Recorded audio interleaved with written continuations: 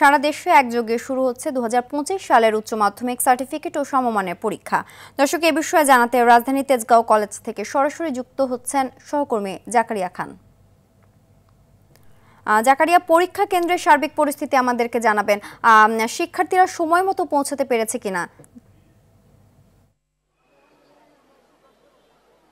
হ্যাঁ সিনথিয়া, আমি এই মুহূর্তে আছি রাজধানী তেজগাঁও কলেজে এবং আপনি জানেন যে আজকে থেকে আসলে সারা দেশব্যাপী শুরু হচ্ছে এইচএসসি পরীক্ষা 2025 এবং আজকে বাংলা প্রথম পত্রের লিখিত পরীক্ষা দিয়ে এই পরীক্ষা শুরু হয়েছে এবং এবারে কিন্তু 2025 সালের এই এইচএসসি পরীক্ষায় অংশ নিচ্ছে প্রায় 12,51,111 জন শিক্ষার্থী, যার মধ্যে 9টি সাধারণ শিক্ষা বোর্ড এবং মাদ্রাসা শিক্ষা বোর্ড ও কারিগরি শিক্ষা বোর্ডের আন্ডারে এইসব পরীক্ষার্থীরা পরীক্ষায় অংশগ্রহণ করছেন। এবং যেটি বলছিলেন পরীক্ষার্থীরা সময় মতন পৌঁছাতে পারছে কিনা, আমরা কিন্তু তেজগাঁও কলেজে এসে যেটি দেখলাম যে তারা 9:30-এর মধ্যে হলগুলোতে প্রবেশ করেছে এবং তারা খুব অনেকটা নির্বিঘ্নেই এখানে হলে পৌঁছাতে পেরেছেন। এবং একটা বিষয় যেটি আমরা খেয়াল করেছি যে এবার যেহেতু করোনা ভাইরাস এবং ডেঙ্গুর প্রকোপ বাড়ছে সারা দেশে, তাই স্বাস্থ্য অধিদপ্তর থেকে কিন্তু এবার পরীক্ষার্থীদের জন্য স্বাস্থ্যবিধি মানার একটা নির্দেশনা ছিল এবং সেই নির্দেশনা অনেককেই মানতে দেখা যায়। অনেকেই কিন্তু মাস্ক পরে পরীক্ষা হলে প্রবেশ করছেন এবং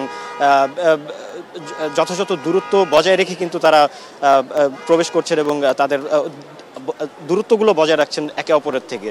তো এই জিনিসটা এবার নতুন একটা বিষয় যোগ হয়েছে পরীক্ষার্থীদের জন্য।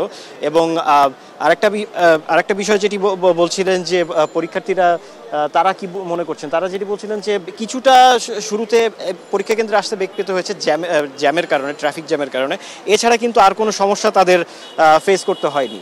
তো আসলে রাজধানীর তেজগাঁও কলেজ থেকে আমার কাছে আসলে এইচএসসি পরীক্ষা এবং তার সমমানের পরীক্ষার্থীদের অবস্থার সর্বশেষ ছিল।